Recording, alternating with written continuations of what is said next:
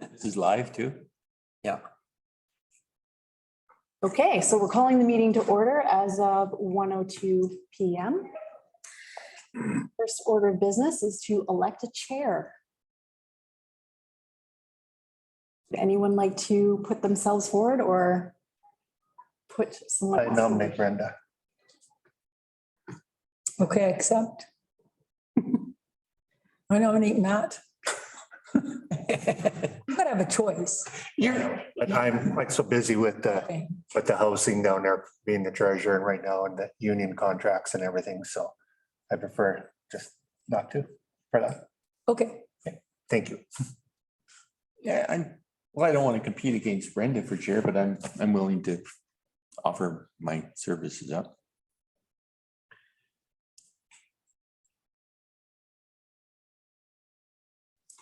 I'm pretty different with a great group of people.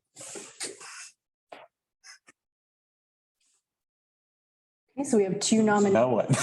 Yeah, so now what? Who's in charge of this meeting? Should we take a show of hands we've got Councillor Mikheyev and we have Brenda. Resident Brenda as nominees for chair. I can't vote, so I'm Nope. on the sideline, so. So who, For Brenda, I see a lot of milk. Okay, okay? And then we would probably, would we call again for Councillor Mikheyev? Sure. Close second. Mikheyev? Everybody puts the same amount of hands up. We're really All right. confused, right? How the decision was made isn't as important, but then we have to have a recommendation for someone to be the chair and then everybody votes on that. So thank you. okay, well, I'll make a motion that the committee appoint Brenda Dazelle as chair. All in favor of the motion? Who's second? seconder, Me a seconder? I'll second that.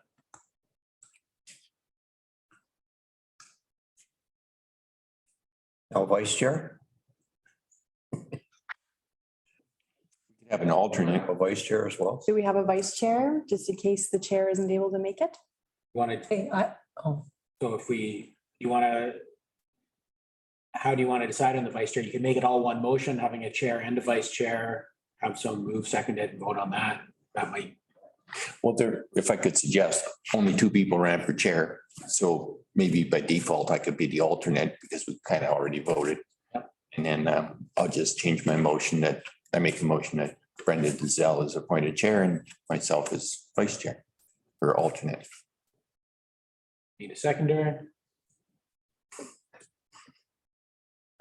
Both Ryan, he seconded the original one. Now we can vote.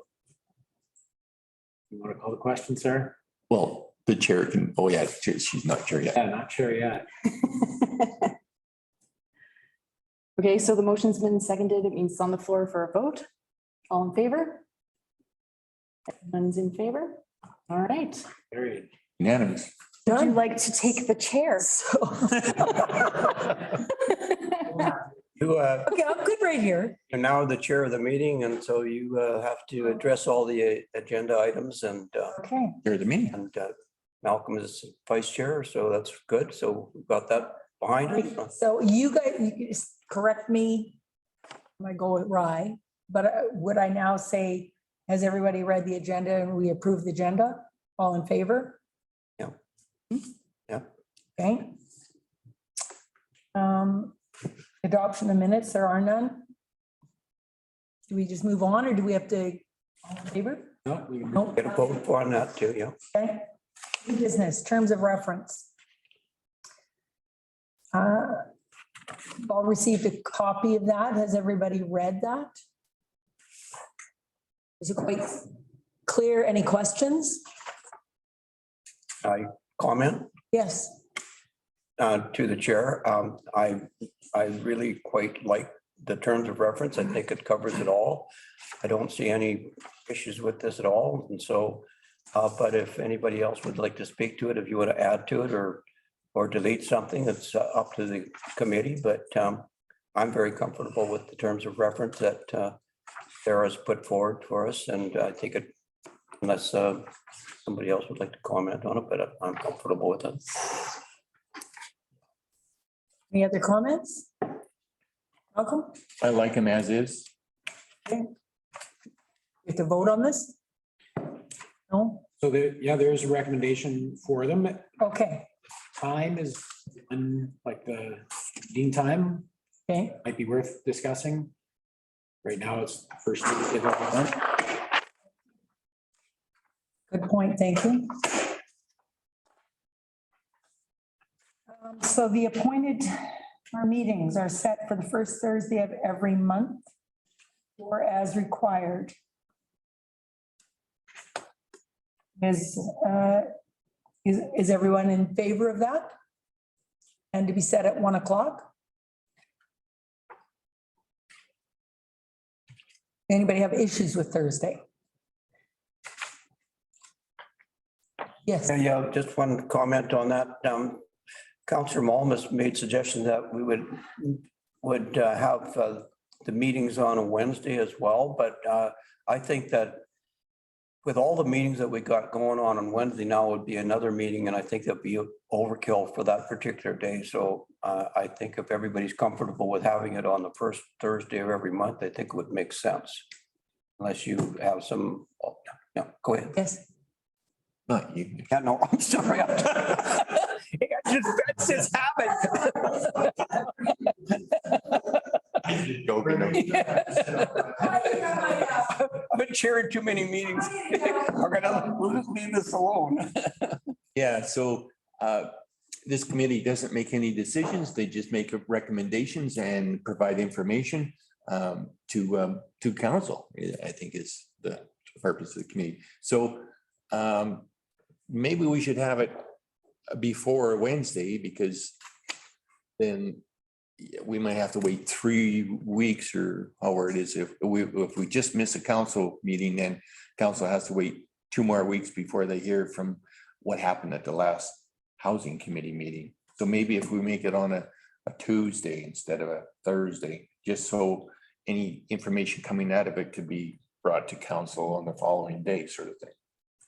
Okay, you want to comment, Sarah? Yeah, so before you raised that excellent point, I was going to point out anyways that the first Thursday of every month puts us before the council meeting the following week on the Wednesday, which also gives us a small window of time to get something on the agenda. So there are agenda deadlines, which would be Friday. So for us to get something on an agenda for next week, for example, we would need to get that sent out like right after the meeting. That makes sense? So you can, I'm sorry. So in light of that, if you wanted to create more time, you could move it up in the week, but I wouldn't make it a Wednesday. I would make it, say, a Monday. So there's more time for staff to meet deadlines. Because I think the deadline is actually noon Wednesdays for staff reports. Welcome.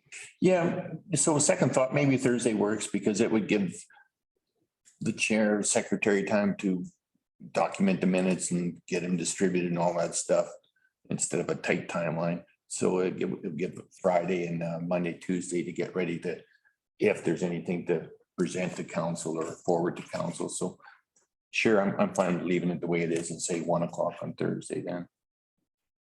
Okay. Yes, Ryan? I'm pretty flexible, but it would be my slight preference to have it in the mornings if it was possible.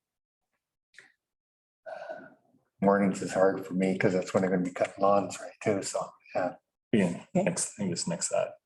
Chair, Siobhan had mentioned as well that afternoons were best for her. Okay, I can make do.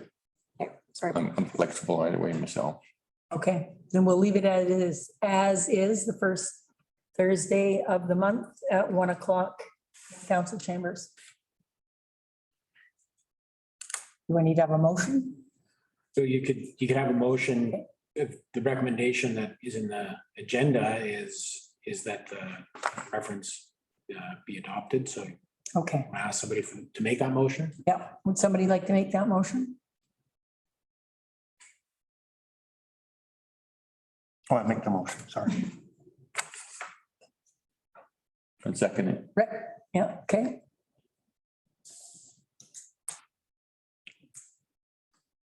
Next, And then we vote. do we have to vote? Okay, all those in favor? It take me a few meetings to get this held down. Next up is development services. Okay. Is that Scott or yourself? So that would be me, just a brief explanation. So we do have a staff liaison in the draft terms of reference, and it names myself. Okay. So I'm here in a support role, prepare the agendas, prepare the minutes, get them all mailed out. Okay. Sort of your central person, you know, if you need things added to the agenda, et cetera. I can do research, set up resources, you name it. I love the sound of that.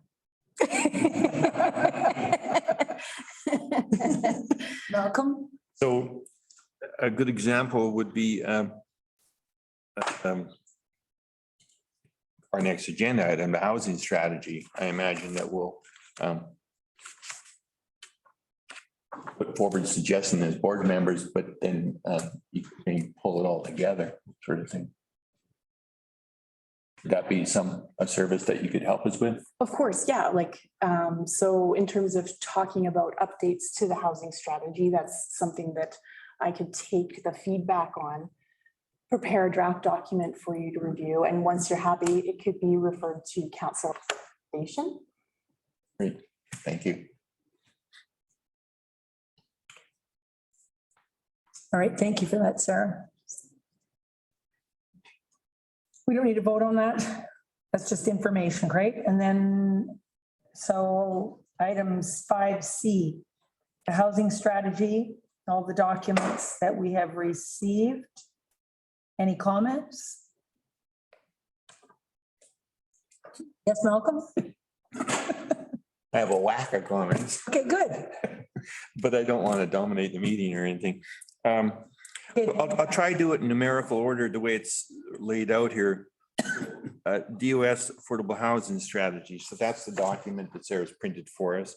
I would suggest that each board member takes this, marks it up, sends the markups to Sarah for compilation, and then review again at our next meeting for a revised draft. I mean, this is a 2009 document, so we're talking 20 years. 15, whatever. I don't know, as a chair, did you want to go through the whole document or just? I believe that we can read through it and do as you've recommended. I like that idea. Take the time to actually go through it. And I recognize as well that it was 2009. The Shuswap area is the 2022 one, is that correct? The Shuswap housing needs? CSRD did, yes. CSRD, okay. And District of Sycamoose, but we're talking right now about affordable housing strategy. Just the housing strategy, yeah. So I would like to see us, oh, yes, go ahead, please. Sorry, I didn't mean to it's okay. Interrupt. So I would imagine that we would probably spend several meetings talking about this, and that we may maybe have a session where we would strategize about the best way to approach revision of this document. We may want to consider writing a completely new one as opposed to revising this one. So one of the key reports that's important for forming the strategy is the housing needs assessment that we just received from City Spaces, and it has some recommendations of places to start in terms of items that we could consider, that the committee could consider as part of the housing strategy, and come up with and expand upon those recommendations. I did include here for you a guide called Housing Actions Plans Guide for Municipalities. This is from the province of BC. There are lots of other guides and resources out there. I would suggest looking at that as well. And, you know, for next meeting, I could pull together some examples from other communities in BC that are smaller, that have recently rolled out their updated action plan. So Castlegar just did one in late last year, 2021. That would be good to look at. And Golden also did one, actually with City Spaces doing the work for them. Just to kind of, to get some ideas about kind of scope and breadth of what this could look like. Yeah, I like that idea. Yeah, and I think one of the other key items is that our current housing strategy makes note of this. Oops, that didn't work the way I wanted, sorry. Eligibility criteria for persons to access attainable housing. So our current housing strategy has some criteria which should probably be updated in light of criteria. Like we need to look at some of the different programs that BC Housing offers, because there's different criteria for different types of programs, as well as CMHC and other things, to make sure that those parts all work together. And the reason that's important is for our next agenda item. They're ready to move on. Yeah, so Okay, yes, Malcolm? yeah, as we go through this, like, I agree with what Sarah said there. So, yeah, we just need to digest all the information presented today and take all that information and mark up our copies of the housing strategy and then forward that back compilation and then review at our next meeting sort of thing. And that's great that we have other communities, best practices. We don't have to reinvent the wheel. We can look at the guide that's provided here, plus examples of other communities.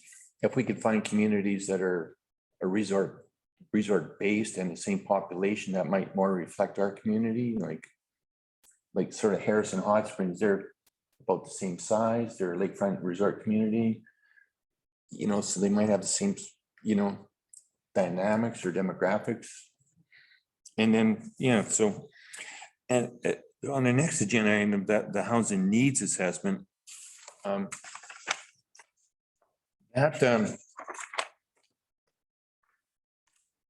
voiced my opinion at council and to the consultant who did this report. I think this is a very, very important document. It helps guide District of Sicamous develop approvals. It helps the planning committee in their direction. It helps district in any funding applications, or a lot of nonprofits in our community can use this as a resource to apply for funding to quantify the needs for our community. But this document does not quantify our needs. This document has two components, quantity and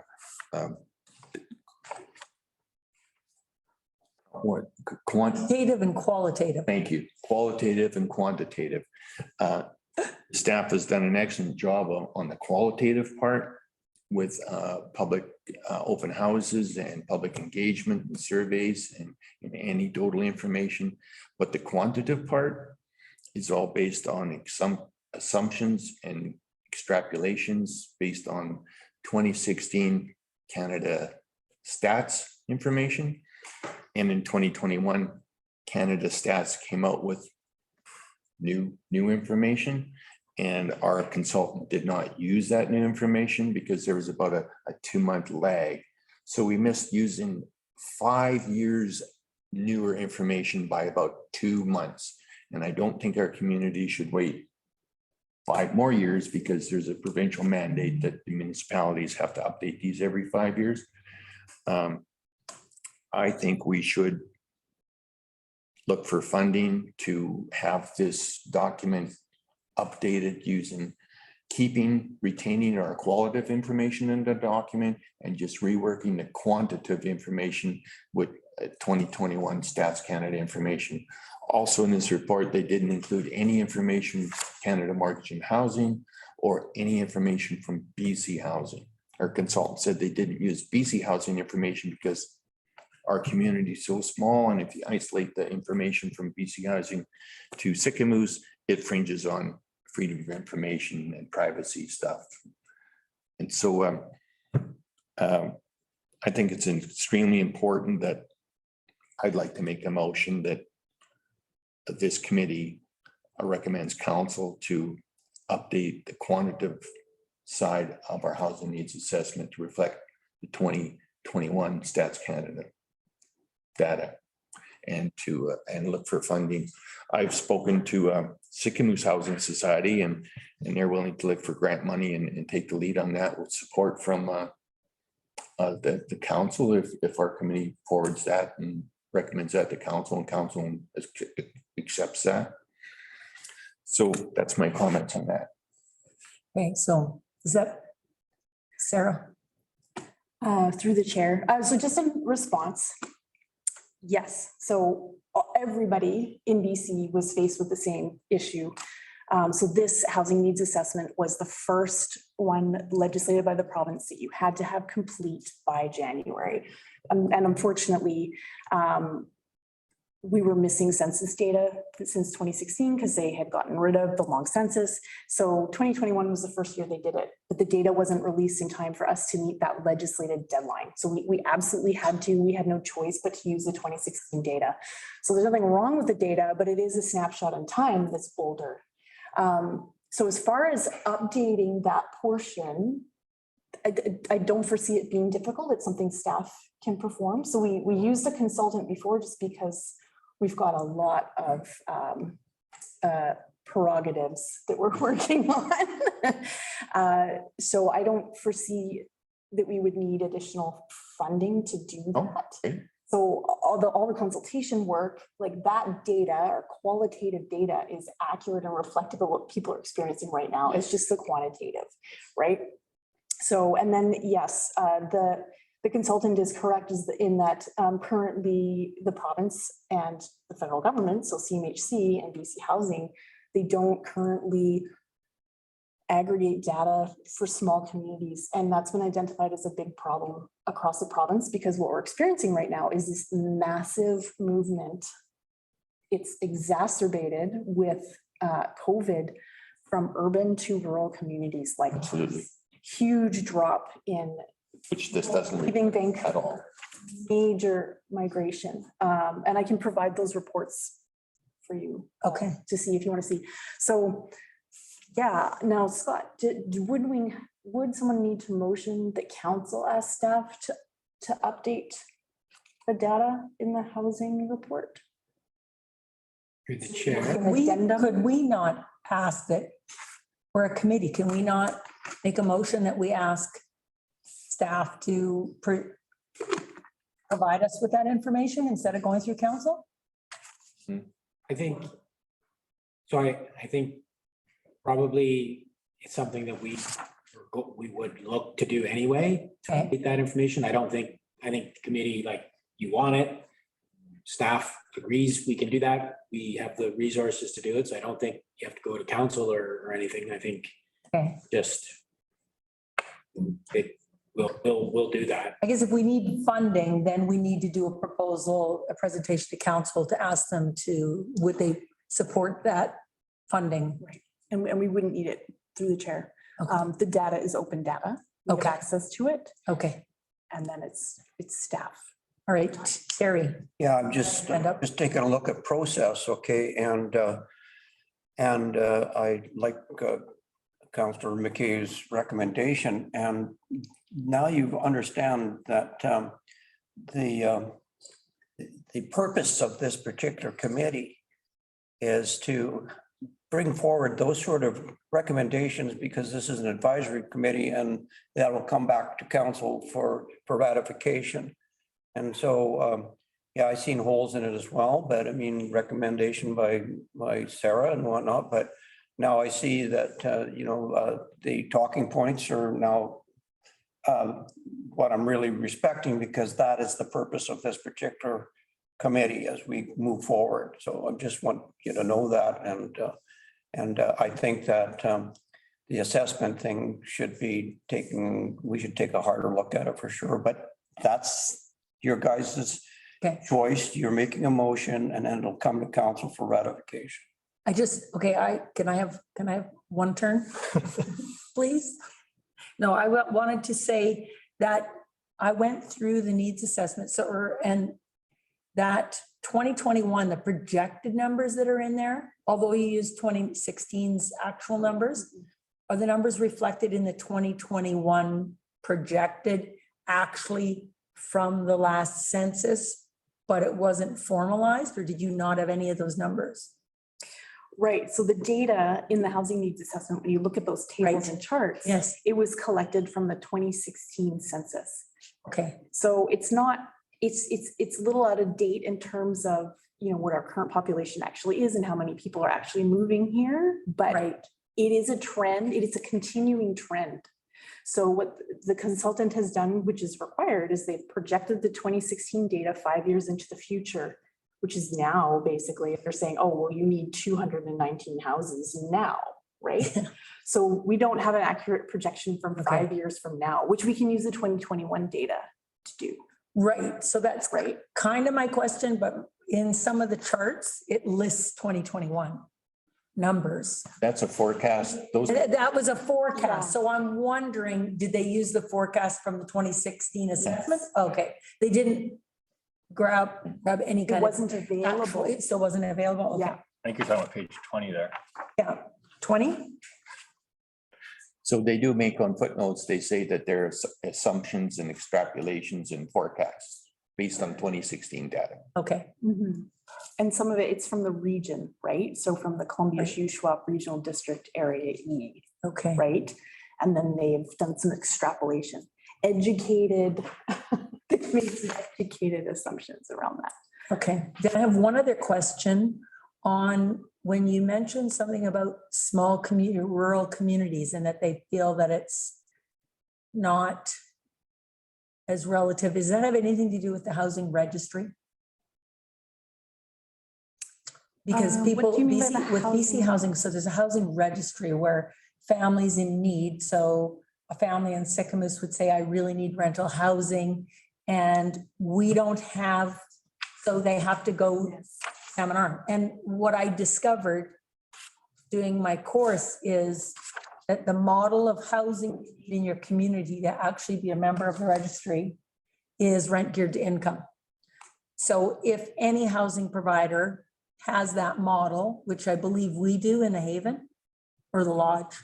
Yep. Yeah, so because we have that, that's the only criteria you have to meet to actually be registered and have Sycamus have their own registry, which would then alleviate people falling under outside of the cracks and they're showing up in Salmon Arms numbers. So, Right, so that is what the consultant was seeing, is that right, they can't pull it out because the numbers are small enough that it would be easy to figure out who specifically those people are. And then they could be ostracized potentially, like it's a privacy thing. okay, So, I mean, we have access to some data that we could make some good guesses about as a town. So like through BC assessment and our tax roll, right, right? And, but it's not, we're not gonna know 100% exactly, right? So like, for example, we can figure out how many houses in town are owned by someone who doesn't actually live there. So that house could be a vacation home in the summer and it just sits there vacant all year. It could be tenanted with a full-time tenant, right? right. But we won't know specifically. So we can't, We can't, yeah. we can't find out the breakdown of how many rental units we have of each type currently. So as we were trying to project this, And it's tough because that changes over time, right? yeah, like, Because we do have, so based on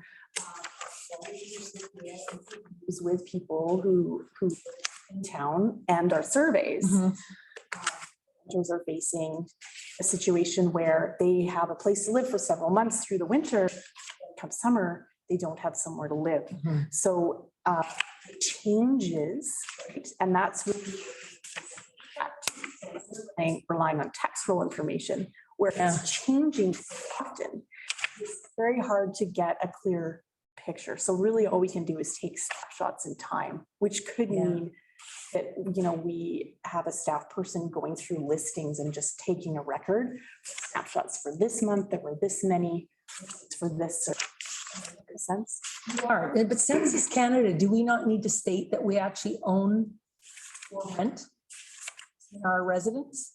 Is that something? Yes, Fill that out so we can then, for the 2021, yeah. for the 2021, so we can tell by address that it's a house that they're renting? We can't reveal, so what we can tell by address Okay. is just something from tax. We don't know if it's a rental. We can tell from Stats Canada is the number of people that are renting. So we can Okay, compare, okay, we can compare our number of second homes versus number of people who stated that they are renting. And I mean, that sense, they're not contacting every single person in Sicamous, right? yeah, and It's some. statistics. Right, So we do our best with what we have. okay, well, that makes sense. Yeah. I would just, it caused me to think about a bunch of things. Yes, Malcolm? Yeah, I think, like our mayor said, like, we're a committee that makes recommendations and collects information and shares. So in the spirit of transparency, even I wouldn't want to create the optics that we're circumventing council and getting staff to do work on behalf of this committee when it's easy to just make a motion and as a committee, make a recommendation that council direct staff to quantify the needs assessment with 2021 Stats Canada data. So in that spirit, I'd like to make a motion that this committee recommends to council that they should consider asking staff to update our housing needs assessment to include the 2021 Stats Canada data. We need a seconder on Okay, for first and second. is there a seconder? First and second. Oh, first, okay, first, No, Matt? you made the motion. Yeah, but someone's got a first and second. When you make the motion, that's the first one, isn't it? No, it's just a motion. It's gotta be. Okay, we need a first. Not first. Okay, Matt? And second. Any more discussion? Any more discussion? Thank you.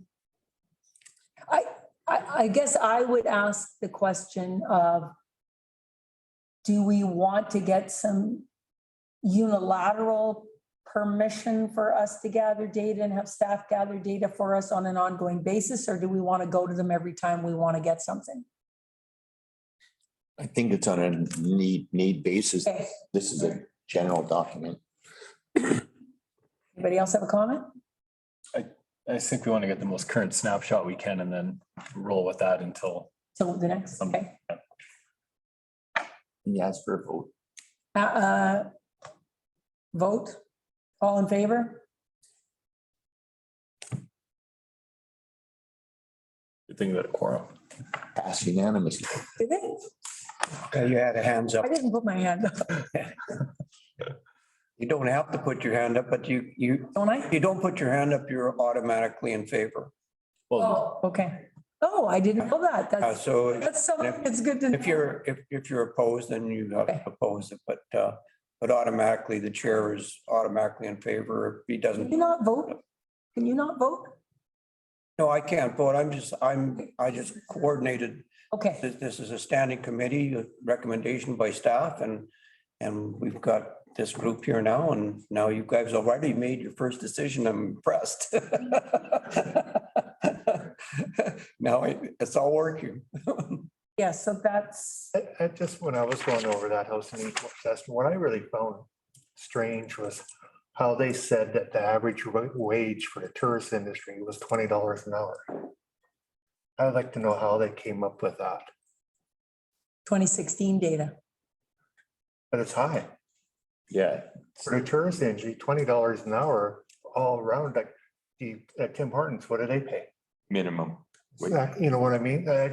And so that reflects on how you can afford, how much your houses you can afford. And that's from going back from when I worked at the Work BC office, how we didn't see that many at that time. And I've been out of there for just about a year, but it wasn't, for $20 an hour for the tourist industry. Yeah, some employers do play that. I know, Ryan, you're pretty good with yours and that, but but there's a lot that wasn't. I was just wondering, because that has a big effect on how they say what affordable housing is for people, what they can afford for rent and everything. That was my big, I wonder if it takes into consideration tips like T4s. And maybe not, but I mean, Maybe if you- restaurant people, the servers probably make $30 an hour. I think it was just that when they did the survey, that's Yeah. people answered that. Yeah. And maybe, Okay, do we need to now look at the needs assessment, or is that motion covered that? Okay. All right, so D, BC Housing. So for some background for everyone, the district has entered into a memorandum of understanding with BC Housing. This is a partnership agreement. And this particular MOU is for the Affordable Homeownership Program. So BC Housing has a number of different programs. So we've got an MOU with this one. And what it means is that, so the district would party with BC Housing and then provide an actual housing provider. So right now, currently, we have a few different projects where we have potential housing partners. So one of them is the Parksville Street development. So are Matt and Brenda familiar with this? Yep. Okay. So there are some designated lots that will be subject to covenant on title for housing. And when those come available for sale, our current housing strategy requires that the housing committee consider who, against the existing criteria, Okay. would be eligible to purchase and build on that lot, for example. So, and then the other projects are the one at the Best Western. Habitat for Humanity has approached us to be a partner, and possibly the Eagle Valley Seniors Housing Society for that project on the back of Main Street there. Okay. Right. And then, of course, any others that come forward. how many lots at the Parksville did you say was available for that? So they've only just done, was it phase 11, phase 9? And I don't think there's any lots in that phase. There was one lot in an earlier phase. So the next phases are when we'll start seeing them come up. They're kind of in the middle of the Okay. subdivision. Yes, Terry? Yeah, under others, we have another housing society. I think it should be listed there, the Sycamus Housing Society. Okay. Question on the Parksville development. I know I got all the documentation on how that was laid out over a period of, I think it was 40 years, that every time they built so many units, they had to then build an affordable housing project, and then they could release more. Has the format of that development changed? I can probably answer that. So, yeah, I think they had to build, it was broken into phases. Yeah. So they identified in each phase how many lots they would provide for this program. And it's kind of strange where they adjusted the phases, but not necessarily the lot. So I think right now in the current phase, they probably should be providing two units. So, but I know they want to revisit that as well. Just because of the way it's been developed, there's a agriculture land reserve component to it, and they would have to approve any changes. And then there's District of Sycamus component to it that we'd have to approve any changes. So I think as the lots are developed, there could be two in the current phase, but I think they want to change that and push them back a little bit. And I think it's more that the phase has changed, the number of lots in this phase have changed, not that the timing has changed. So Okay. I guess with the Affordable Home Ownership Program, so the district and BC Housing have entered into an MOU we're looking for a third partner, which it's been tailored to be the Parksville development, but we haven't actually, the district hasn't actually come up with an agreement with BC Housing and Parksville yet. So the idea would be that'd be the most likely scenario, is that all three become partners in this AHOP program. And then maybe looking at the other partners available, we would, like the district of Sycamore would have to come up with an agreement with them only, like the other partner only, or BC Housing and the other partner. I think in every case, BC Housing is going to be a partner. So yeah, it's going to be the district making these partnerships. And then I think the role of this committee will be making recommendations to the district on perhaps what that partnership is going to look like, or who is going to be available to, or who's eligible. Who's eligible to purchase? Is that the housing hub? That affordable homeownership program, is that with BC Housing? It's AHOP. Hub? It's called AHOP. Yeah. Okay. Yeah. All right, yeah, because it was, as it was rolled out, it doesn't meet the needs to pull it out of the, like, it was such a long process to get one affordable lot. It was like, so it didn't serve the community well in building out that. I think that's a big one for us. Yes, Malcolm? Yeah, it has been a while, and over 10 years, and there was a covenant, a 219 covenant on the Parksville development that stated as they phase in, like Scott said, there has to be affordable housing. It's the only way they got it out of the ALR. Yeah. With that promise of affordable housing. So as a developer, there's no money in that for them. So they're looking for partners of BC Housing and the district, or whoever else. I think it's our due diligence is to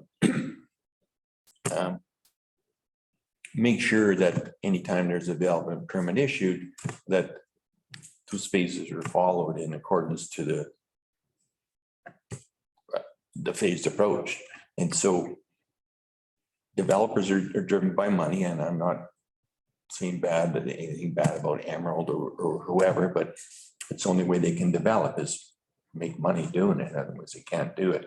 But there has to be a balance to match what the phase development approach said. And the only reason they got it out of the agricultural ag reserve was a commitment on affordable housing. And it's time that they start meeting that commitment. So I think in all these things, for this committee to stay in the loop and be informed, we have to do a few things. Like we should have access to the phase development permit at Parksville and be privy on what Best Western is proposing to council, because as a committee, we're supposed to look at this stuff and give recommendations to council. How can we without knowing what's going on? So I don't think this committee should be an afterthought. It should be proactive in providing information before documents are signed. So I think like Habitat for Humanity, we signed a MOU, the district did, for across the street. See what we can do there sort of with Habitat for Humanity. We offered up some property.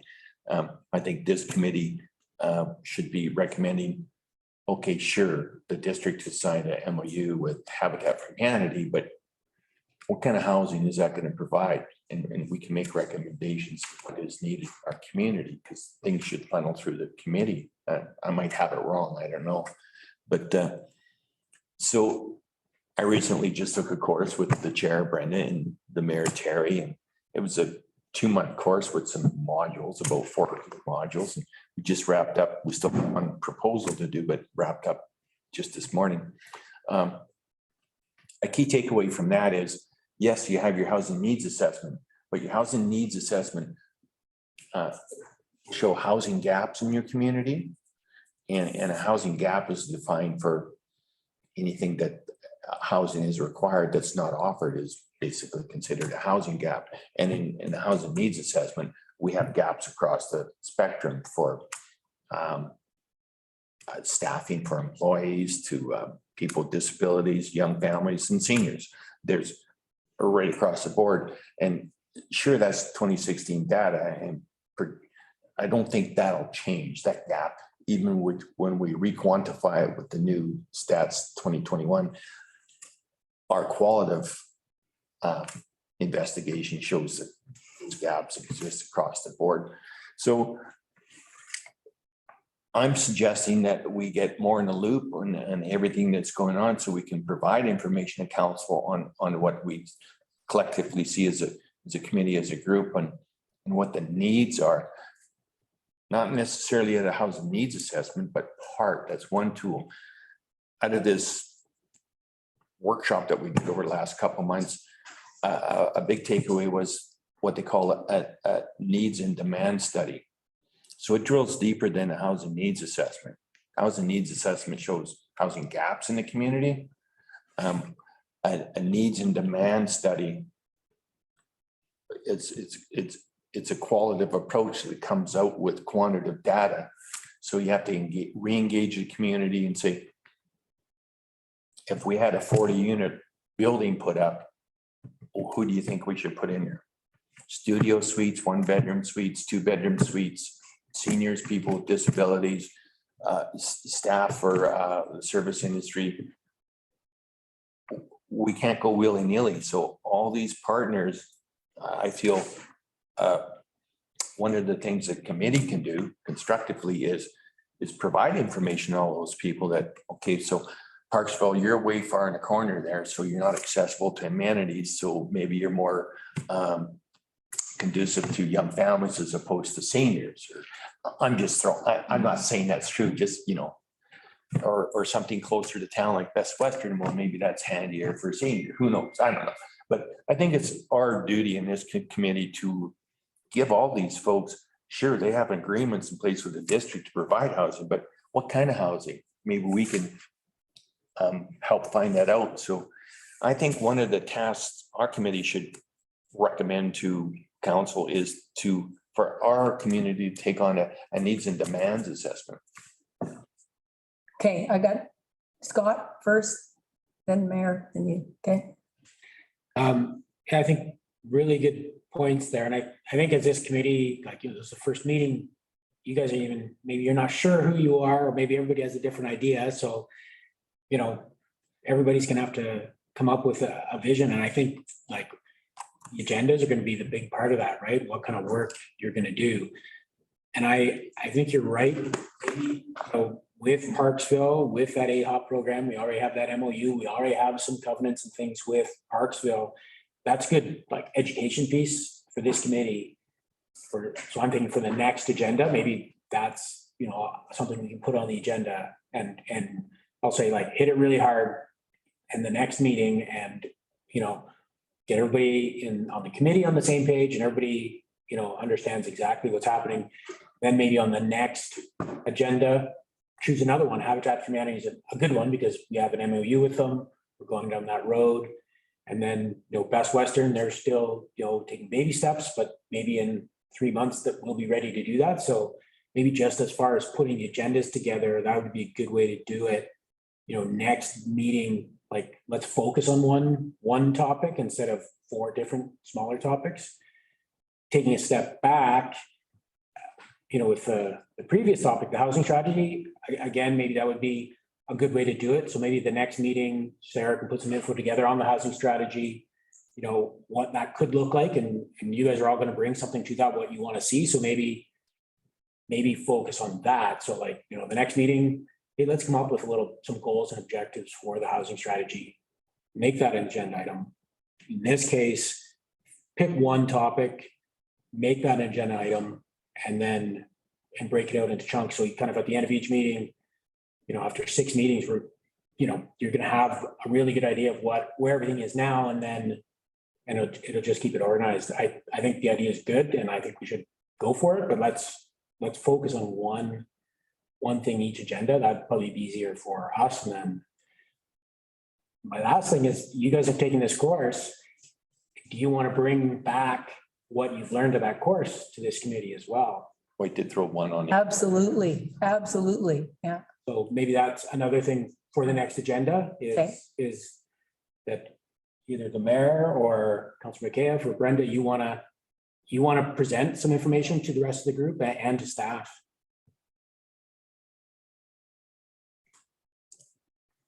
Okay, I would, yeah, I would agree. I think that that would be a good asset. I like what you're thinking on nailing down kind of one at a time to begin with. Then we've got our hands in them all of a good understanding, but we've only done them kind of one at a time. And then following through with that, we've kind of got a good perception of where we're at everywhere and moving forward. Terry, you had something? Yeah, I just, for the committee's FYI information, attended a meeting here 2 days ago. And a memorandum of understanding has been signed by Parksville and Habitat.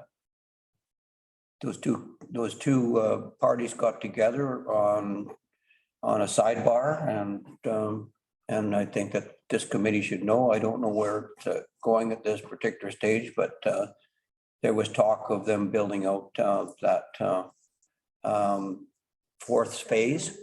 Yeah. Mm. And it sounded very, very promising. If anyone wants. Now, how we can support them, I don't know, if they come to us for I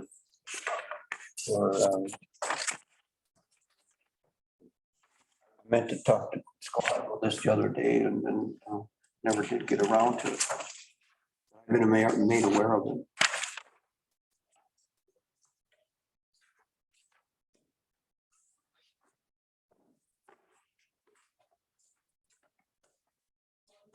For that, Sarah. Scott, so the Best Western development, it's been before Development and Planning Committee a couple times. And have they had their final readings or no? We haven't, no. Okay. Still have an opportunity. So for us, we should be at least zooming in and attending those, like watching those meetings for sure. I usually do, but and the councillors, Matt, do you? Not lately. I'll add that to your work. Mhm. I think that, yeah, so if there's input that we're going to give as a committee or advise on, do we want it to be after it's been through the planning and development committee meetings? Or, Yeah,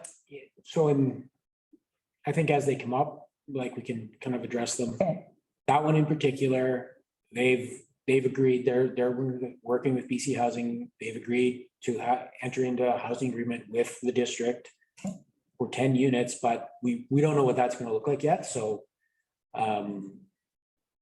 yeah, I think with the housing, basically, the housing strategy is going to influence the official community plan. When someone comes forward with a development permit, they're going to say, hey, we want to do this. And we'd say, you know what, in our official community plan, it says, we favor developments that contribute to affordable housing. And people say, okay, I understand that. And this is how I want to participate. And so I think that's how you'll get involved in development processes, through the housing strategy, through the OCP. We're making those recommendations. Then maybe the next step would be, they've got a little bit of traction with staff. They've got a little bit of traction maybe with the planning and development committee. And then maybe get this committee involved to see, or we'd bring it to this committee to say, oh yeah, 10, studio units or 1 3-bedroom unit. Like maybe that's a good idea. When, I don't know yet. I think we'll figure that out though. Yeah. okay. I just kind of wanted to get a sense of how that could look. Oh, okay, Sarah. Yes. You've been waiting. My point You've for been me. waiting. So I really liked Scott's, idea about let's bring some real world case studies to the committee so that you can start to understand the different types of development that are coming to the community and the different tools that we can bring forward, right? Okay. So there's different scenarios. And I mean, BC Housing has so many programs. They're different, right? So Parksville has this AHOP one. Best Western is probably a different program, right? Yeah. So there's different mechanisms, different tools. And these different developments are going to be geared to different customers with housing needs, right? So the big piece is to get our housing strategy put together. And part of that, where staff will lead you, is like, we need to get some stronger statements built into our official community plan.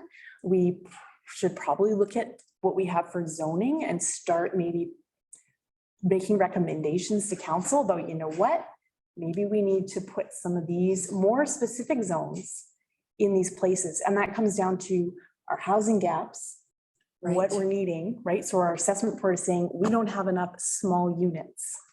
For example, we need more small units. Well, where are the places our OCP already supports it? We've got some really broad language. And then when you go to our zoning bylaw, as well as our new one, we've got one multifamily zone. It's a one size fits all. So it kind of leaves it open to the developer to decide what to put there, right? And then that's being driven by the market. It's what people are asking for or demanding as opposed to what they actually need. Am I making sense? Yes, yeah. So we can Yeah. start promoting maybe townhouses, for example. Yes.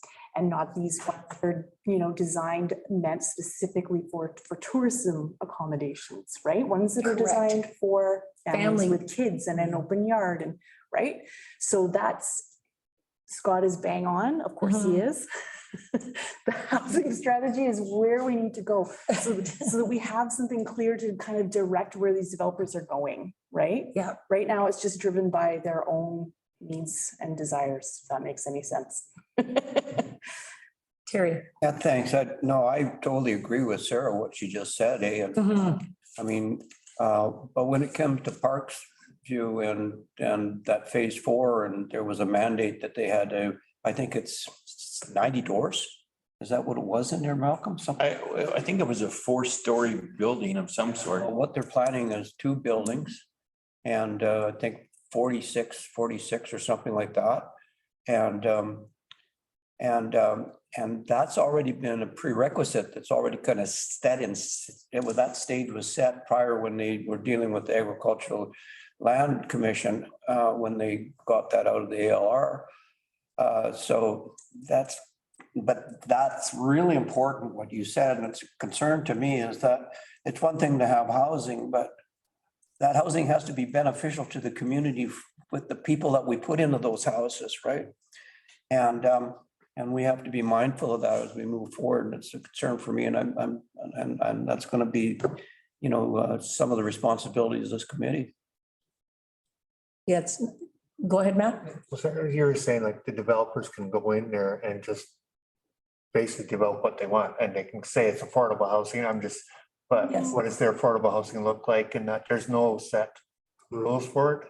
Well, there isn't, through the chair, Yes, there isn't any strong language so that we can ask for that, right? So there will be developments, they'll be brought forward, oh, this is affordable housing, but we don't actually have a mechanism to require that they enter into a housing agreement that secures, say, a percentage of that development so that it actually is affordable housing. So that there actually is control, like that people who need it are prioritized, as opposed to, you know, we've got this huge urban to rural movement right now.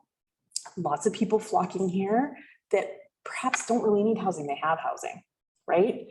Right. So, you know, we see units, they're coming up. Oh, that should be accessible. But the people that are buying them aren't from here. They say a lot of them that when we speak to them, perhaps have just retired. They've sold a large property somewhere else. They're well funded, right? And they're perhaps putting in things that are oversized for what the idea was, if I'm making sense. You know, it's not really what the intent of a development like that was for. So then we start seeing overcrowding, and there isn't prioritization of, say, private open space that kids could appreciate. yes. It's a prioritization of indoor space and way more space than perhaps a single person or couple actually needs. Am I kind of making sense? So as staff, we don't have a mechanism to be like, look, this is what it says in the zoning bylaw. This is what it says in the OCP. If you're going to do a zoning amendment, you need to do this, right? And so that's where the strategy comes from, is pulls together. These are different tools for different scenarios, right? There's so many different ways we can start doing this. Like zoning is just one way, right? I wonder, BC Housing has data and criteria that meets to when you're partnering with them on some of your funding that gives you specifics on square footage, Exactly. right? So we need to build that type of data into the OCP or the bylaws Yes. for these. Somehow we need to marry them so that they benefit from the partnership, but they also have to meet that criteria, which eliminates the whole, this was part of our course that I learned this on, but part of it was people were communicating about, well, but I want a 1,200 square foot home. And I'm like, affordable should not be, although it's square footage as big as it you can be is not necessarily, it's what's inside of it. It's one bathroom, it's one kitchen, it's 3 bedrooms. That's affordable. So I find that a lot of the case studies we did and looking at different things is they're showcasing a model of a home, and it's a 2.5 bath, 3 bedroom townhome. And I'm like, you don't need that many bathrooms. That's not cost. It's cost prohibitive to keeping things under. And I feel like that's skewed. And me being in the design world, I just want to go in and go slice this, slice this, slice this, right? And that's the other thing too, is that family homes now, if you look at our data, you don't need a 3-bedroom home. We have our housing stock, we got lots of 3-bedroom homes, but it's not what people need. They need a 2-bedroom or a 1-bedroom. Right. Right? Yeah. Even, they have only 1 kid or 2 kids. But they can't afford, say, a 3-bedroom home, so each kid has their own room. Yes, yeah. I mean, it's like, you can share, it's the reality. And I feel like that's part of the generational stuff. It's what's going on. It's just the way the world's changed, right? That sense of entitlement too with younger families. And I hear it and see it all the time in my kids, their friends. It's just getting a little bit off topic, but it's about, I think, coordinating that mandate and bringing in those pieces of BC Housing and that need. Right, so I'll just add to that's true. And I think that's a good perspective to take, is to start with some of those details so that whatever the committee recommends to be built into policy or bylaw fits with that. That is something that I've heard within the planning community. One of the challenges in trying to, because CMHC programs are changing faster than perhaps local governments are in their regulations and policies, that local governments regulations are actually preventing those agreements from working, because say that the district has a minimum floor area, which it does currently. Your minimum floor area of your house has to be 940 square feet. Okay. But once that's built out, the cost, if that's more than $350,000 to build, CMHC is not able to back your mortgage or give you, because they have a grant program, for example, for first-time home buyers, where they'll give you half your down payment. If you're outside of $350,000 all in, you do not qualify and you don't get help, for example. So I think that's a really good thing to keep in mind, is making sure that whatever those pieces work together. Yeah, it's not just about the square foot, it's what's inside. Okay, Malcolm. So maybe an action item on it. We already said we're going to review the housing strategy and cross-reference that with our needs assessment and the other information that's been provided and get back to, we would get back to yourself, Sarah, with our comments. I think it's something we could discuss in the meeting under an agenda item. So we can make it an agenda item if everyone's likes the idea of what Scott raised, right? So we can do it. He's suggesting maybe we do a case study of a real world project in Sycamoose, each agenda. And then we also steadily work towards our housing strategy. So starting at the beginning, looking at maybe starting with goals and objectives. So look at this stuff and like make some observations about it, maybe where the deficiencies are. And okay, well, here's some goals in moving forward with the. Well, it was just. Go ahead. I was just going on Scott's recommendations. Yeah, focus on one thing, but we need our foundation. And I think our foundation is a housing strategy. sort of like, that'll be our Bible kind of thing. So shouldn't we put on that first? Through the chair. So I think the idea with the case studies is that helps us to understand the different tools that are available that we could implement through the housing strategy. And I think we'll learn some things about, like, you know, in Scott managing some of these projects, like where the shortfalls and failings are, like what our housing strategy needs to do to help that process move along. Just gonna, Okay, go I ahead. think Councillor McKay is probably asking the group what they want to do. Well, it's sort of the chicken and the egg. I hear what you're saying, Sarah, but as a committee, we need direction, and I think housing strategy would give us direction. If we're looking at a user group and we've got nothing to refer back to for guidance, then we're just willy-nilly going through it. I mean, yes, I hear what you're saying, learn from experience. But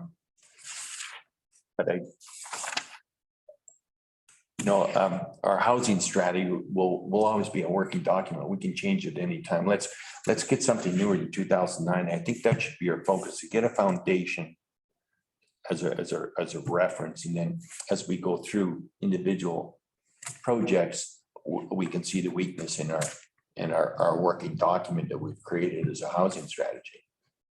Did you have your pen up? No? No, it's just, Okay, I would then recommend that we do as we originally spoke, is make our own notations on this current strategy and send them into Sarah.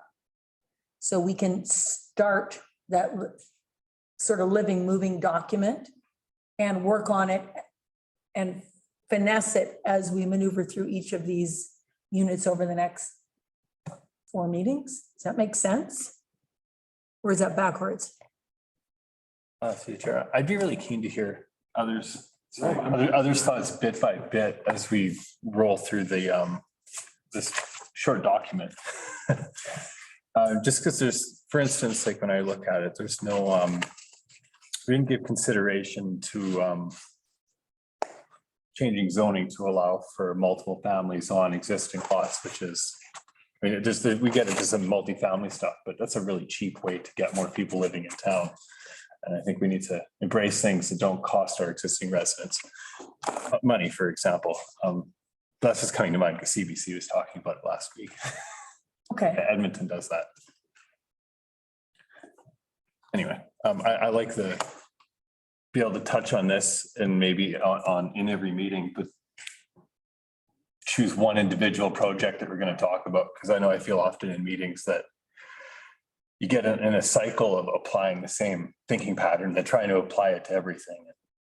okay. The focus gets Matt? lost a bit. I agree with Malcolm, right? I think for us, like us new ones on the board here, we're working on something like this, to have the basic ground piece, which is the housing strategy, to give us an idea of where we should be going, what we should be looking at. I know it would be really beneficial to me, and then start looking at the projects that are coming in, because then I would have a better understanding what our strategy is to how to relate to that. Okay. Do we need a motion for that? Or just, May I include a suggestion? yes, you may. Okay, just a suggestion. Okay, Look at the strategy, but also look at this guidance document as well. Okay? Okay. which one? Oh, so this is on your agenda. I didn't print it for everybody. I've got it already. You may have printed it. I've already printed it. Yep. Yeah, I think we should look at that guide, like you suggest, but also our housing needs assessment and the old housing strategy, and try to pull that all together with their comments and maybe put a timeline on it to get it back to Sarah so she has time to compilate it and bring it to our next meeting. And then it's not going to be perfect for sure. Maybe Sarah can provide, other communities like she offered of what their housing strategy is, some current ones. And, we can look at our draft that we compiled and maybe add or subtract stuff based on other communities' best practices. And then as we go through projects, it might show a hole or two that we have in it. And, it's a working document. Is that feasible for you to send us a couple of community strategies to? And we'll go through our own and then give us a couple weeks enough and then we'll get it back to you by mid? So currently our next meeting wouldn't be till next month. Right, but if we get it back to you within, if you can get it to us and we've got a couple of weeks to go through it and then we get it back to you at least 10 days before our next meeting. It Okay. allows, is that like how much time? I think would you that's feasible. I think between me and Scott, we can make that work in terms of other priorities. What do you think, Scott? I'd recommend wait until the next meeting. Everybody have a look at it. At the next meeting is when you Okay, bring it up. okay, Yeah. all right. So bring everything that we write down and bring it to the next meeting for this stuff. Right. Okay. Okay. Okay. Then if you can get us those other couple studies to take a look at this strategic plans, then we can look at that on our own and look through that document, do our homework, and come back ready to talk it through and share ideas and finalize some stuff. Okay, and just like, Yeah. just to add, like it may be Just more than one meeting. Yes. Like it's a pretty big undertaking. Yeah, well, we'll start with one meeting. The first meeting we'll start and from there we'll probably go to the next one and then introduce one of the projects. Yes, So if I could ask staff, it doesn't matter who, what do you think this committee, if we were to prioritize what we should be focusing on, what do you think we should be doing? A housing strategy. I think okay, number one priority of this group is come up with a housing strategy that can influence the OCP. And then we can deal with kind of, then the secondary mandate would be perhaps looking at those Individual. projects and influencing the policies you're gonna recommend to council on who needs housing or what the gaps are. Okay, Yeah, same thing. Scott is very good at condensing things into fewer words. And that seems to be what our focus is, so we seem to be in the right Yeah. track. okay. All right, so let's, where are we?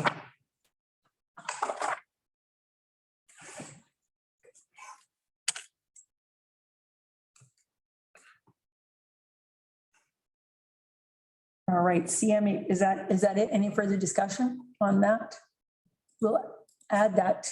I recommend that we add that to the agenda then. Do I make, somebody make a motion to do that? Do we need to? No, okay, all right. I need to read governance on how to do what it is they're doing. No, you don't need a motion for that. Okay. CMHC funding programs. I just threw that on there. Oh, And do you have that as a PowerPoint? It'd just take a couple minutes to run through it. As a PowerPoint, I don't think so. So I think what I received was a PDF. So it's not exactly. Or PDF.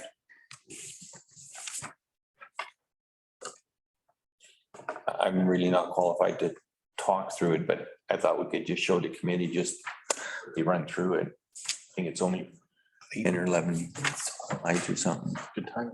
It's the last thing.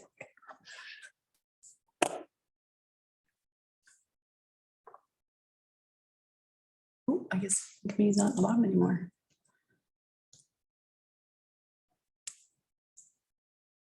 Jeff's sick and in bed. Just text me. COVID? He didn't say. I don't know whether he's going to get tested. How many slides is there, Sarah? 27. Ooh, First time he ever admitted he was sick? maybe just share it with the group and they can look at it at I leisure. interviewed that guy, you know, Agenda. So doesn't sleep we have okay, I it. have it. Yes, Yep. I've read through it. 4 hours a night. I can. Never seen him yawn. Need to print it? I bet she's going to be sleeping. I'd like to have. You'd like to have it printed? Yeah. Yeah, if you wait around, I can print it. I'll take one too. Okay. Please. My printer's just but a ink, so. That was just an offtake from a portion of our workshop that I thought it might be of interest to our group. So there could be an opportunity too, like if if you're in terms of bringing back learning, present this as another agenda item. Well, this is what I just did, Okay. brought back from the course to share with the group. Okay, sounds good. Yes, Terry. I have to say, this course is a really, really good course. And, you know, I don't know when it's going to come out again, but there's 2 members of this committee right now have taken that course, but I recommend you take that course. It's a really good course. Next session is September. I'd recommend council takes, Ryan, you should take it. I took tons of courses. That's one of the best courses I ever took.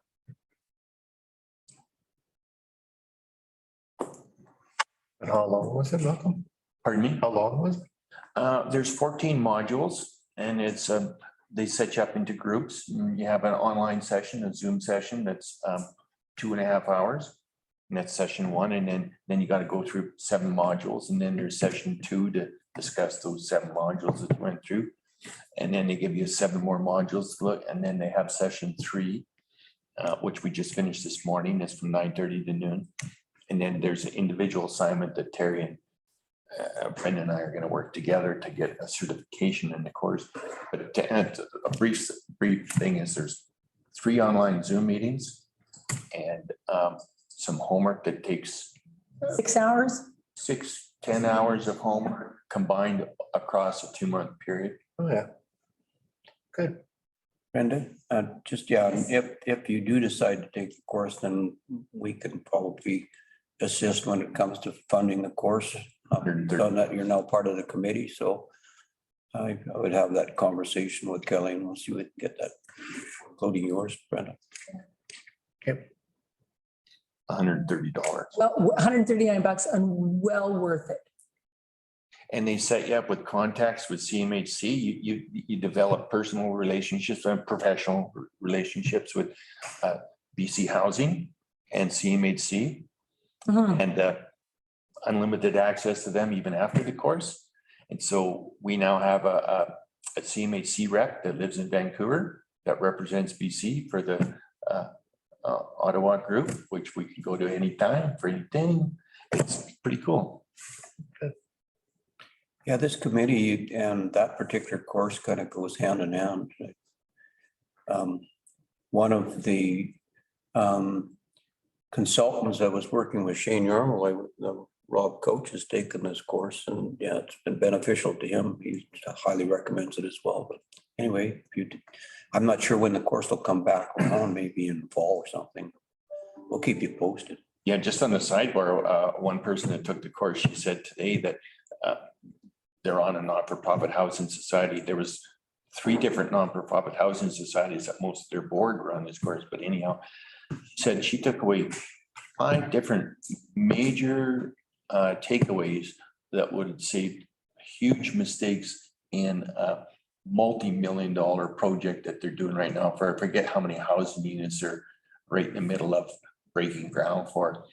She found 5 key things that they have to immediately change that would save them hundreds of thousands of dollars in grief by taking this course. Yeah, the thing with nonprofit housing is so many nonprofits don't have any kind of expertise on their boards, right? And so they're all kind of like pie in the sky and we should do this and we should do that. And you've got all these great ideas that you think work, but you just don't know what you don't know. So taking this course was like, it was a huge eye opener and it was just. You mean to tell me they don't have a Sarah and a Scott on their team? And no, but you know, like a critical path, they talk about all the stuff in construction that I understand. And so, you know, all those steps that you need to get to, you're over here, but you've got 30 steps between here and approval. And each one is reliant on the one before it. So one of those takes too long. This one drops off, then this delays this, and this could delay this by 6 weeks. And, you know, like the critical path is huge on any project and especially on a development. But I mean, I use that even for construction of a new home, just to understand what we're late on ordering, or we don't make a decision on, impacts the electrical rough-in, and it impacts the plumbing rough-in, because they're waiting on answers and they're not getting them. That's just like real-time stuff, so I have that understanding. Anyways, so, What Scott needs is somebody who knows just a little bit about something that causes him grief. I know just enough to ask. At least when you speak to me, I'm gonna understand what you're talking about. I think. Sure. I'm putting him on the spot. Okay. Anything that we haven't talked about that anybody wants to comment on before we adjourn? Yes, sir. Yeah, I don't know whether anybody wants to comment to add to this, but anyway, I think that this was a very good meeting to begin with, and congratulations to being the chair and vice chair and the group of you. And I just can't emphasize how important this is. This committee is extremely important to the community. And, you know, we've handpicked the people that are on it, and you've got a lot of responsibilities when it comes to this committee, because housing is just absolutely majorly important to Sycamoose right now. It's what's holding us up. So anyway, thank you for being here. I'm stepping up. Appreciate it. Thank you for selecting me to be on the committee for one, and I'll do my best to be your best chair that I can be. For your help. Okay, call it the Housing Committee meeting for March the 3rd be adjourned at 4 p.m. I'm always going to sit beside you.